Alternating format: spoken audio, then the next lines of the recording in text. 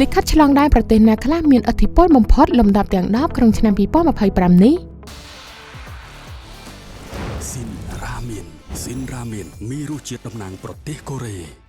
យោងទៅតាមសន្ទុះលិខិតឆ្លងដែន Henley ឬ Henley Passport Index ប្រចាំឆ្នាំ2025បានបង្ហាញពីចំណាត់ថ្នាក់នៃលិខិតឆ្លងដែនជិត200ប្រទេសដោយអាស្រ័យទៅលើចំនួនប្រទេសដែលលិខិតឆ្លងដែនពីប្រទេសនីមួយៗអាចធ្វើដំណើរទៅបានដែលមិនចាំបាច់មានទិដ្ឋាការតាមព័ត៌មាន International Air Transport Association ជាមួយនឹងការធ្វើបច្ចុប្បន្នភាពជាប្រចាំខែនៅក្នុងឆ្នាំ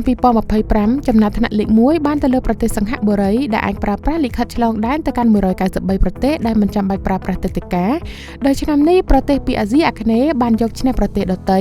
ព្រោះកាលពីឆ្នាំ2024កន្លងទៅលិខិតឆ្លងដែនរបស់សិង្ហបុរីធ្លាប់ទទួលបានតំណែងលេខ1រួមជាមួយនឹងប្រទេស5ផ្សេងទៀតរួមមានប្រទេសជប៉ុនអាល្លឺម៉ង់បារាំងអ៊ីតាលីនិងអេស្ប៉ាញចំណាត់ថ្នាក់លេខ2គឺបានទៅលើប្រទេសជប៉ុននិងកូរ៉េខាងត្បូងដែលអាចធ្វើដំណើរទៅកាន់190ប្រទេសដែលមិនចាំបាច់ទាមទារទិដ្ឋាការគណៈប្រទេសដាណឺម៉ាកហ្វាំងឡង់បារាំងអាល្លឺម៉ង់អ៊ីឡង់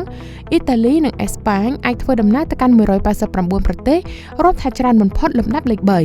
ទន្ទឹមគ្នានេះប្រទេសអូទ្រីស បែលហ្សិក លុចសំបួរ ហូឡង់ ណ័រវេស ប៉ូទុយហ្គាល់និងស៊ុយអែតទទួលបានចំណាត់ថ្នាក់លេខ4ជាមួយនឹងទិសដៅមិនទាមទារទិដ្ឋាការចំនួន188ប្រទេសប្រកៀកគ្នានឹងចំណាត់ថ្នាក់លេខ5ដែលអាចធ្វើដំណើរនៅក្នុងលក្ខខណ្ឌតែមួយទៅកាន់187ប្រទេសរួមមានប្រទេសក្រិក នូវែលសេឡង់និងស្វីសឯលិខិតឆ្លងដែនរបស់អង់គ្លេសអាចធ្វើដំណើរដោយមិនចាំបាច់មានទិដ្ឋាការទៅកាន់186ប្រទេសទទួលបានចំណាត់ថ្នាក់លេខ6នៅក្នុងឆ្នាំនេះស្របពេលដែលប្រទេសអូស្ត្រាលី ឆែក ហុងគ្រី ម៉ាល់តានិងប៉ូឡូញអាចធ្វើដំណើរទៅកាន់185ប្រទេសស្ថិតនៅក្នុងចំណាត់ថ្នាក់លេខ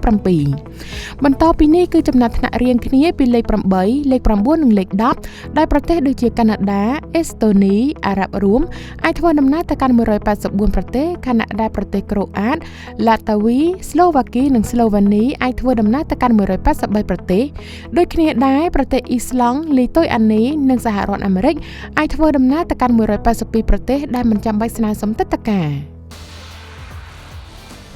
ស៊ីនរ៉ាមែនមានរសជាតិតំណាងប្រទេសកូរ៉េ